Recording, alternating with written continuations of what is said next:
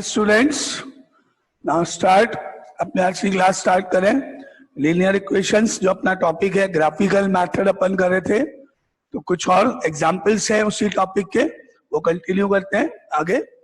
आपको अब तक जो आपने पढ़ा उसमें कोई डाउट है तो आप पहले वो कंफर्म करो। Any doubt? No sir.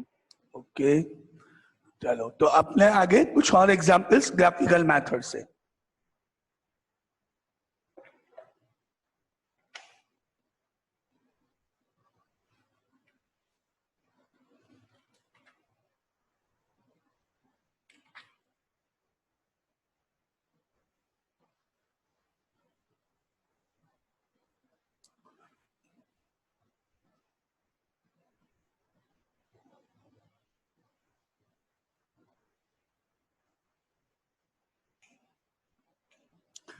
कल अपना एग्जाम्पल 9 क्लास किया था, तो आगे next example number 10।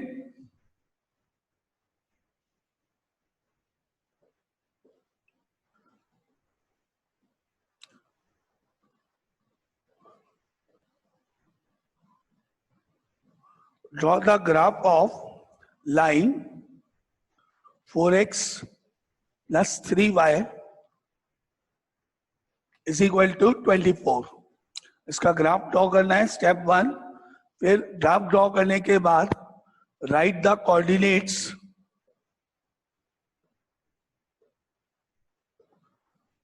Coordinates of points where this line intersects the x-axis and y-axis, and then इसके बाद एक और question, use this graph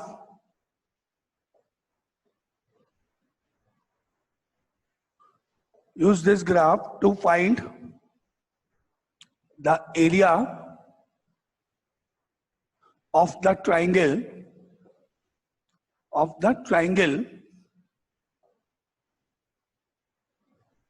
formed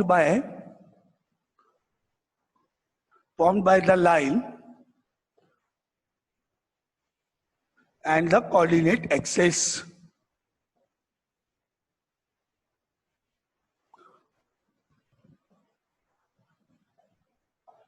ये आपका क्वेश्चन लिख लो, फिर अपन इसको आगे करते हैं कैसे सॉल्व करना है। पहले तो आपको ग्राफ बनाना है। ग्राफ तो आपको आता ही है कैसे बनाते हैं, तो पहले आप इसको क्वेश्चन लिखो, फिर ग्राफ बनाओ। एक बार x की वैल्यू 0 रख लो, y कैलकुलेट कर दो, एक बार y को 0 प्लेस कर दो और x कैलकुलेट कर लो। फिर जो दो पॉइंट्स आपके पास आएंगे उनको ग्राफ पे प्लॉट करो और लाइन ड्रॉ कर दो, जैसे आपने अब तक देखा है। तो यहां तक स्टार्ट करो, ग्राफ बनाओ अपने आप।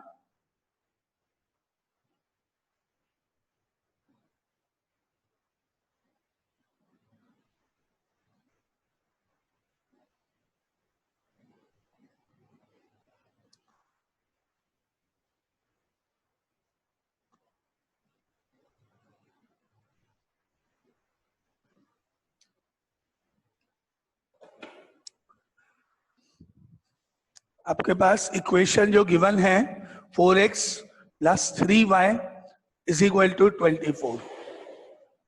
अगर x की वैल्यू 0 प्लेस करोगे तो क्या हो जाएगा, ये पूरा 0 हो जाएगा complete. 3y is equal to 24 and therefore y is equal to 8। और अगर अपन y की वैल्यू 0 प्लेस करेंगे तो ये पूरा कंप्लीट 0 हो जाएगा।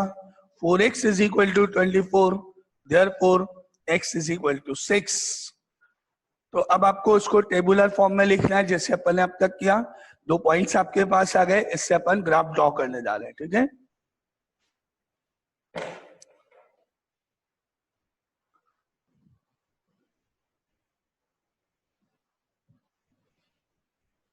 आपको मिला, यहां से वैल्यूज मिली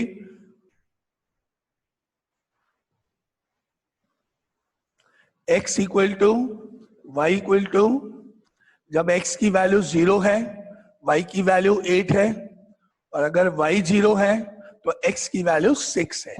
ये आपको पॉइंट्स मिल गए, ग्राफ पे इनको प्लॉट करना है आपको। नाउ स्टार्ट, ग्राफ पर पेपर को ड्रॉ करना है। ये एक्सिस हो गई, x origin, x dash, y and y dash. Marking करो 1 2 3 4 5 6 ऐसे, ऊपर पॉजिटिव 1 2 3 4, नेगेटिव इधर x एक्सिस पर और नीचे। तो यहां से आपने लिया 1 2 3 4 5 6 7, ऊपर 1 2 3 4 5 6 7 और सपोज 8, और इधर -1 -2 -3 -4, नीचे -1 -2 -3 -4। अब देखो पॉइंट फर्स्ट क्या लिखा है, 0,8, यानी x पे तो 0 ये रहा, और 8 ऊपर जाओ, y एक्सिस के ऊपर 8 कहाँ लिखा है वहां पे आ जाओ, तो आपको 0,8 के रूप में ये पॉइंट मिलेगा। यहाँ पे लिख दो 0,8। अब देखो 6,0 है, x एक्सिस पे 6 जाओ, यहां से चले 6, यहाँ पे 0 तो यही पॉइंट होगा, ये आपका 6,0 हो गया। दोनों को ज्वाइन करो और लाइन को रिड्यूस कर दो, और जो इक्वेशन थी लाइन की क्वेश्चन में वो आप यहाँ पे इसके कॉर्नर पे लिख दो। तो आपकी इक्वेशन थी, यहाँ पे अपन ने लिख दिया 4x + 3y = 24। ये हो गया ग्राफ कंप्लीट। अब देखो एक क्वेश्चन आपसे ये पूछा है कि आपको write the coordinates of the points where the line intersect the x axis and y axis. तो आप में से ग्राफ देख के कौन बताएगा कि पहला आंसर कि ये लाइन x एक्सिस को कहां पर इंटरसेक्ट करती है, वो पॉइंट के कोऑर्डिनेट्स 6,0। यस 6,0, ये रहा point.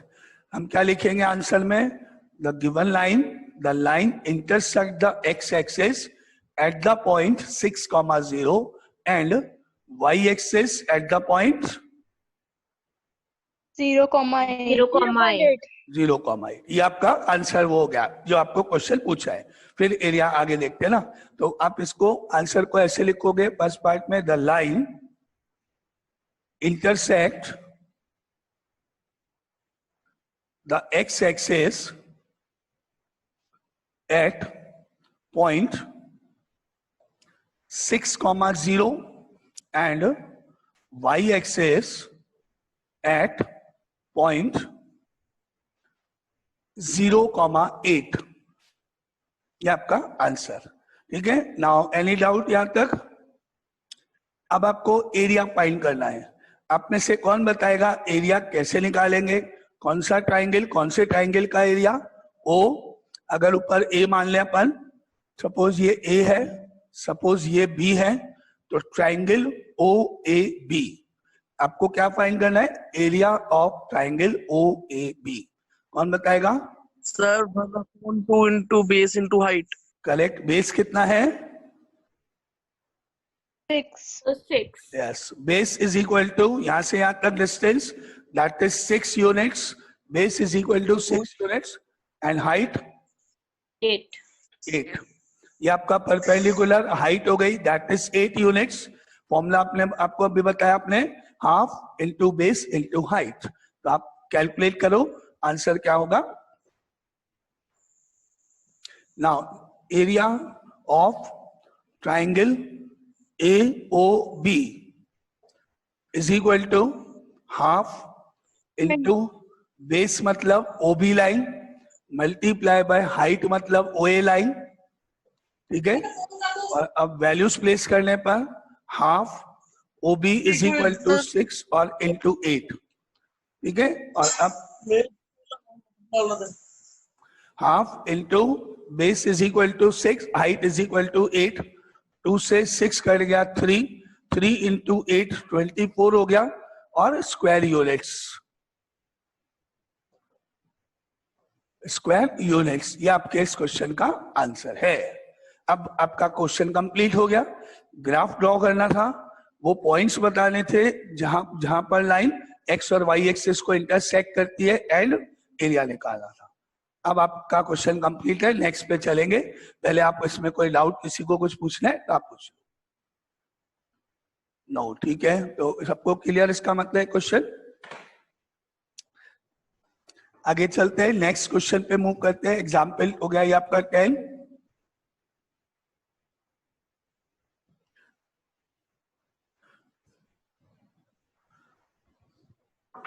Now next question is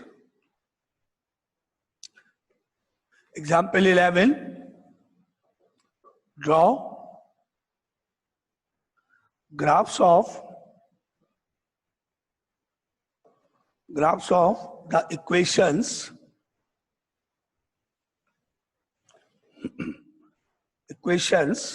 3x minus 2y is equal to 4 and x plus y minus 3 is equal to 0 in the same graph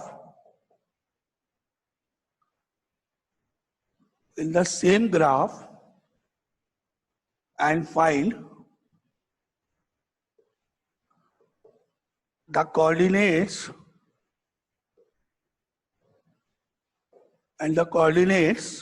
of the point where two lines intersect.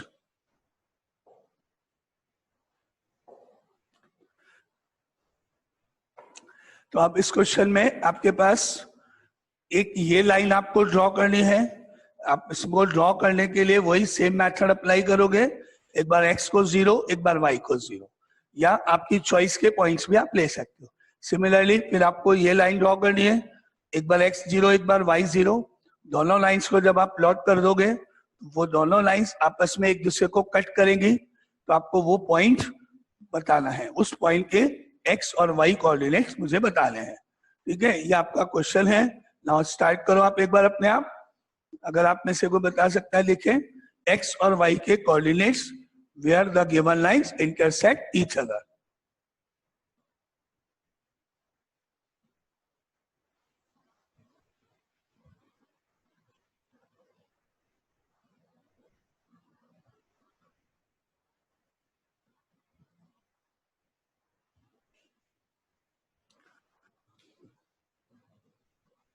Line number 1, 3x minus 2y is equal to 4.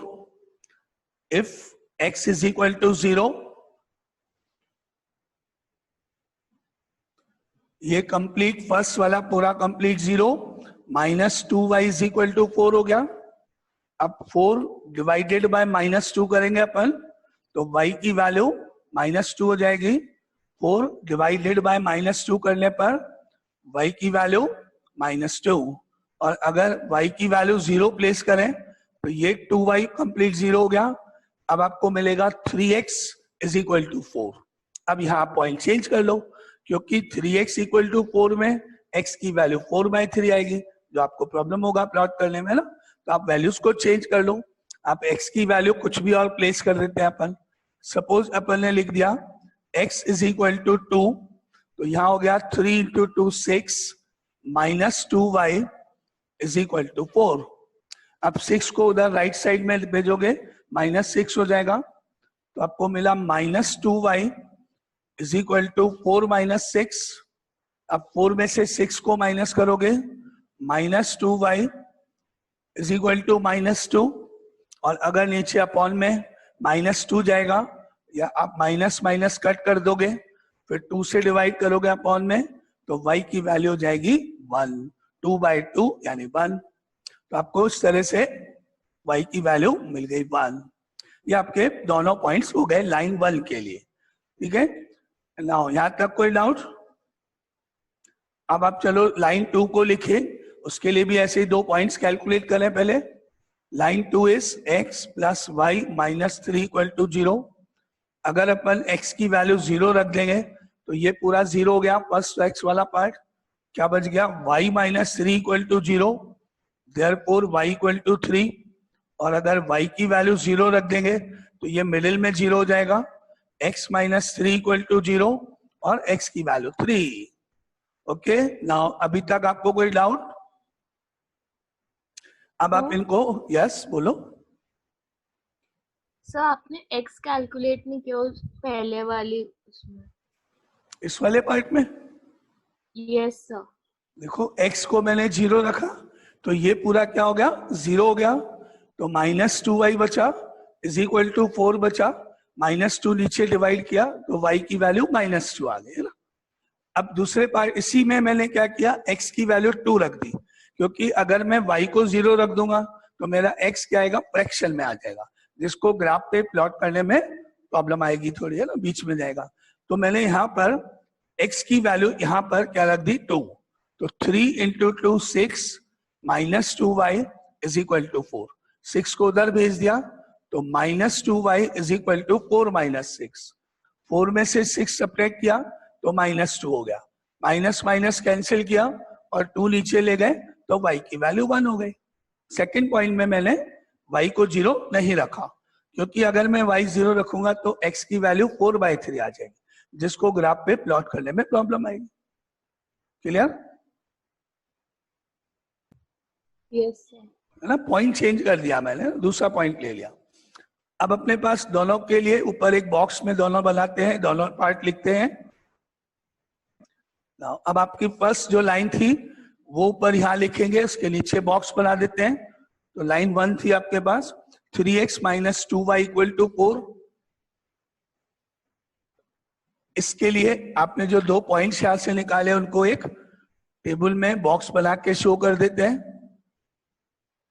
x = y = आपने देखा x की value 0 रखने पर y की value -2 आई, और x की value 2 रखने पर आपने चेक किया y की वैल्यू 1 आई। ये आपके 2 पॉइंट इसके लिए हो गए। ठीक है, अब अपन लाइन 2 लिखते हैं जो दी हुई थी क्वेश्चन में, x + y - 3 = 0। इसको यहां टेबुलर फॉर्म में इसके पॉइंट्स को यहां शो कर देते हैं। x = y = आपने देखा x को 0 रखने पर y की वैल्यू 3 आई, और y को 0 रखने पर x की वैल्यू 3 आई। ये हो गए आपके दोनों के लिए 2 पॉइंट्स हो गए। ठीक है, अब अपन इनको दोनों को ग्राफ पेपर पे प्लॉट करेंगे, दोनों लाइंस बनाते हैं। तो अपने ग्राफ पर ये एक्सिस ड्रॉ की गई, ये x एक्सिस हो गई, y एक्सिस।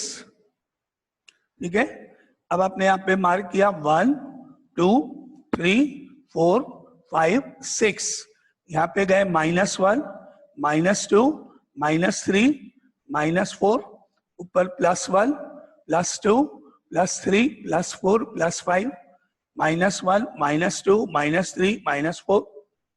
अब देखो पहला पॉइंट क्या है, 0, -2। x पे तो 0, y पे -2। 0 यहाँ है, -2 नीचे जाओगे y पे, ये आपका पॉइंट मिला आपको, ये हो गया 0, -2। देन 2 and 1 इधर जाओगे, x पे तो 2 जाओगे इधर, फिर y पे 1 ऊपर जाओगे 2 के सामने, यहां से गए 2 यहाँ, 1 ऊपर यहाँ 1 के सामने, x पे 2 y पे 1, ये आपका पॉइंट हुआ 2, 1। दोनों को आपने ज्वाइन किया स्केल से और लाइन को इस तरह से दोनों साइड प्रोड्यूस कर दिया। अब ये इक्वेशन यहाँ पर साइड में लिख दी, 3x - 2y = 4। ये तो हो गया आपका स्टेप 1। अब लाइन 2 ड्रॉ करनी है आपको। आपका पॉइंट है x0, वो ये रहा, y3 ऊपर जाओगे y3, तो यहां से गया अपन ऊपर, y पे 3 यहाँ आ गया, यहाँ पे लिख दिया आपने 0 3। अब सेकेंड पॉइंट 3 and 0, ऐसे जाओगे, x पे तो 3 y पे 0, यहां से अपन गए x पे 3 y पे 0, ये 3 0 हुआ। दोनों को ज्वाइन किया आपने, लाइन को प्रोड्यूस किया और कॉर्नर पे आपने इक्वेशन लिख दी। ये आपका स्टेप कंप्लीट। स्केल आपको मालूम है हर बार लिखना ही होता है ना, तो वो मैं नहीं लिख रहा हूं, वो आप एग्जाम में लिखना ही लिखना। अब आपको मुझे मेरे क्वेश्चन का आंसर बताना है कि ये दोनों लाइंस कौन से पॉइंट पर इंटरसेक्ट करती हैं, वो आपको 2,1. यस आपको नजर आ रहा है 2,1. तो आपको आंसर लिखना है the lines intersect at the point 2,1. बस आंसर. ठीक है, यहाँ लिख दो answer. The given lines intersect at the point 2,1. ये आपका क्वेश्चन का आंसर. अब आपको कोई भी डाउट है इस क्वेश्चन में तो आप उसको क्लियर कर लो. ओके, तो आपको सब क्लियर है ना. आगे मूव करें.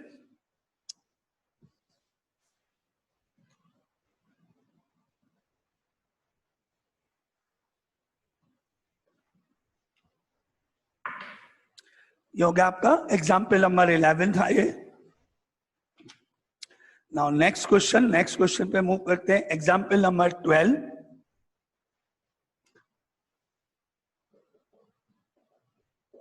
If the work done by a body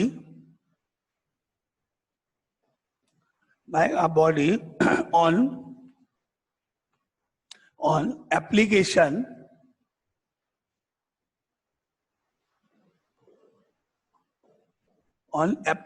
of a constant force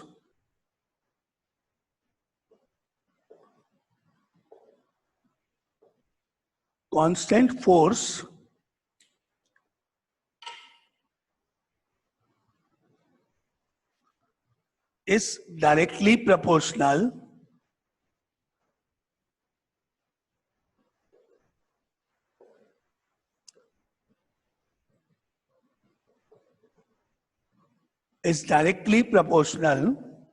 to the distance traveled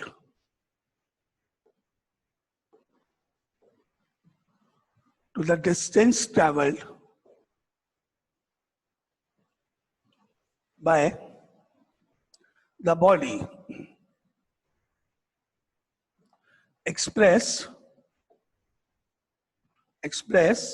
this in the form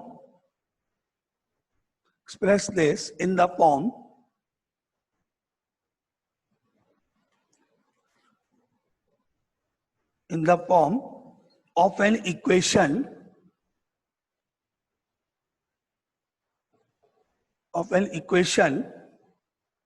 in two variables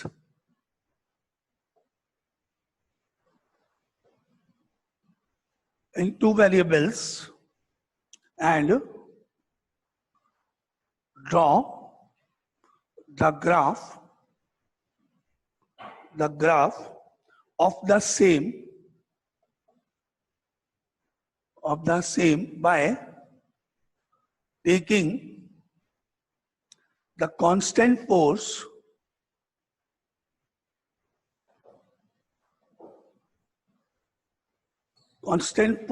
as 5 units also read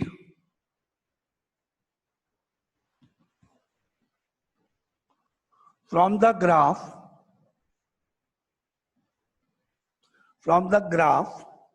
the work done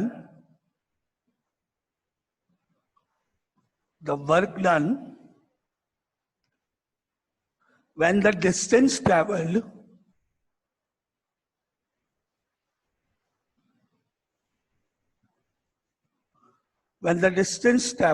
by the body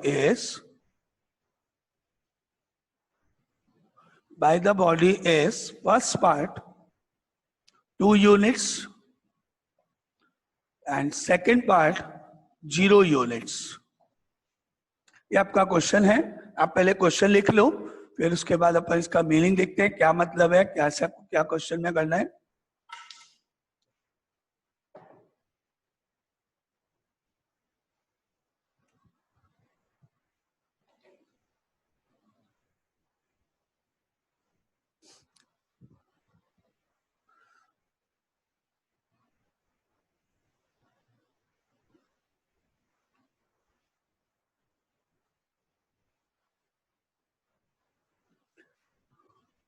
yes, लिख लिया आपने question सबने?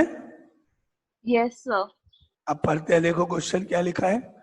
If the work done by a body on application of a constant force is directly proportional to the distance travelled. इस line का मतलब कौन बताएगा? If the work done by a body on application of a constant force, किसी body पर कोई force जब अपन लगाएंगे तो उसको फोर्स लगाने पर वो मूव करेगी बॉडी, तो वो जो डिस्टेंस ट्रेवल्ड होगा, वो distance travelled and the work done दोनों डायरेक्टली प्रोपोर्शनल होंगे. डायरेक्टली प्रोपोर्शनल का मतलब होता है जितना डिस्टेंस इंक्रीज होगा उसी रेशियो में, उसी के हिसाब से वर्क डन भी इंक्रीज होगा.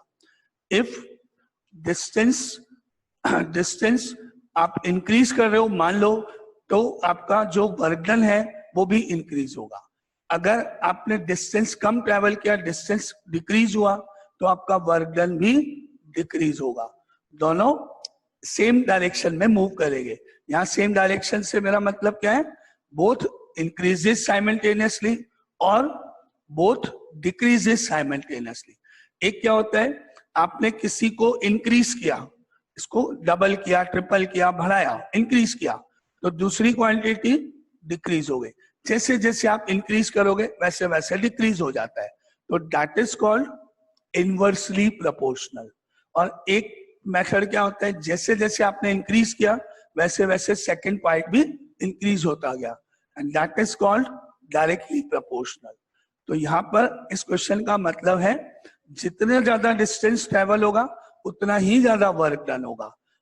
ठीक है, ये डायरेक्टली प्रोपोर्शनल का मतलब होता है. बोथ इंक्रीजेस साइमल्टेनियस, एक इंक्रीज हुआ दूसरा भी इंक्रीज हुआ. जैसे अपन बोलते हैं let y is equal to 2 times of x. अब जैसे जैसे आप x की वैल्यू इंक्रीज करोगे, मैंने बोला y is equal to 2 times of x suppose, यानी y is equal to 2x, ऐसे समझ लो. अब आपने अगर x की वैल्यू सपोज 1 रख दी, तो जैसे ही आपने x की वैल्यू 1 रखी, y आपका 2 आ गया, 2 into 1. अब आपने x को इंक्रीज किया, सपोज x को 1 से इंक्रीज करके 3 कर दिया मान लेते हैं, तो जैसे ही आपने x को 3 किया, y की वैल्यू 6 हो गई. आपने क्या ऑब्जर्व किया? when we increases the x, then y also increases. That is called directly proportional. 2 times, 3 times, 4 times, 5 times. This is called directly proportional. When we increases one quantity, then the second quantity related to the first quantity is also increases. जैसे ही आपने first quantity को value को बढ़ा दिया, increase कर दिया, आपकी second quantity भी इंक्रीज हो जाएगी.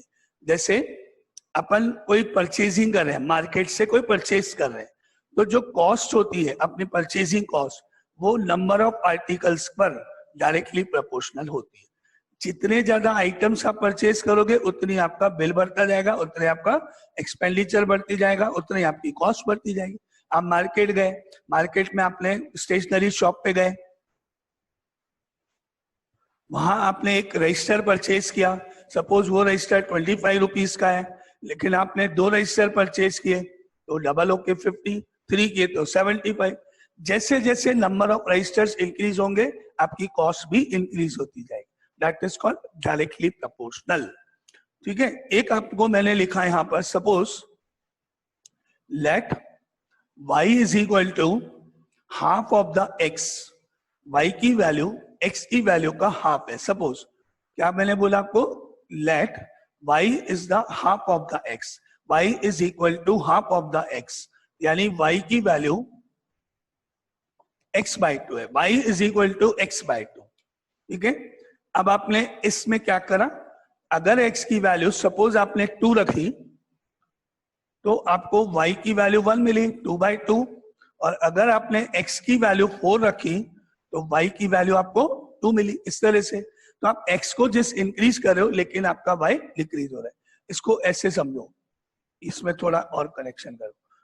सपोज आपने लिखा है यहाँ पर 1/x या 2/x. सपोज 2/x, अगर आपने x की वैल्यू सपोज 1 रख दी तो y आपको मिला 2/1, और अगर आपने x की वैल्यू 2 रख दी तो y आपको मिला 2/2 यानी 1।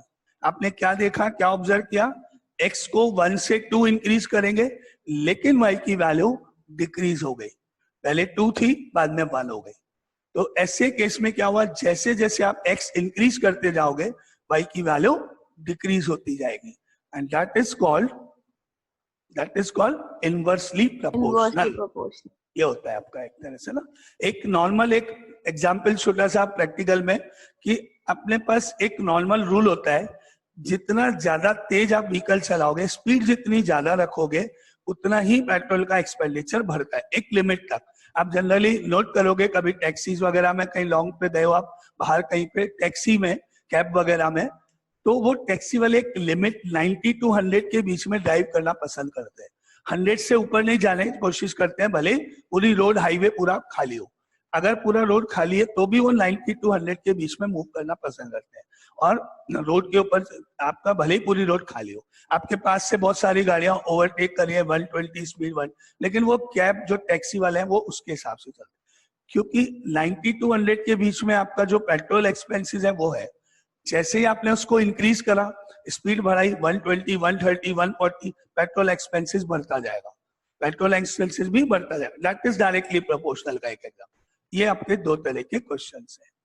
अब आपको क्या ये बात क्लियर हुई कि डायरेक्टली प्रोपोर्शनल मतलब 2 times 3 times 4 times ऐसा कुछ, और इनवर्सली मतलब अपॉन में x आ जाएगा, 1/x 2/x 5/x, इस तरह का कोई रिवर्स हो जाएगा, रेसिप्रोकल होना एक तरह से। Any doubt? No sir. ये क्लियर सबको ना कि डायरेक्टली प्रोपोर्शनल क्या होता है ना। चलो अब अपन आगे देखते हैं, इसको लिखते हैं यहाँ पर, late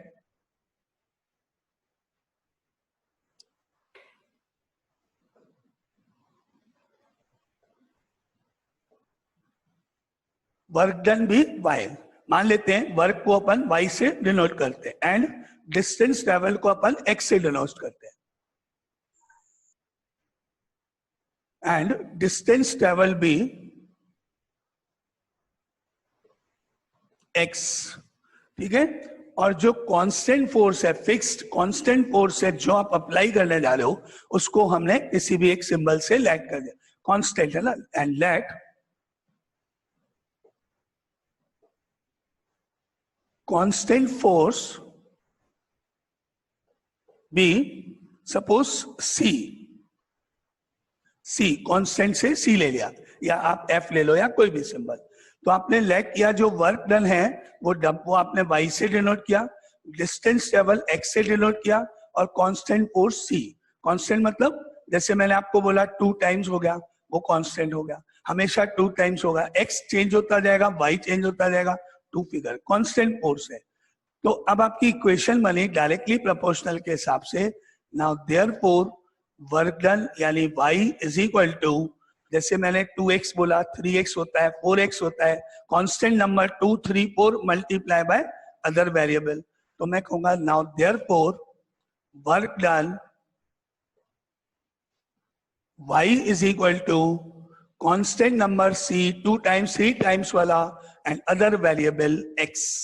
therefore equation is work done y is equal to cx, where c is the constant force. For some examples c is equal to 2, for some examples c is equal to 3 and so on. आपकी body पर है, आपके कितना pressure कितना force आप apply कर सकते हो, या जो भी पार्टिकल्स है उसके ऊपर कितना फोर्स लगे। तो ये आपकी डायरेक्टली इक्वेशन एक बनी। अब आप पहले ये बताओ कि क्या आपको ये समझ में आई इक्वेशन मैंने कैसे बनाई?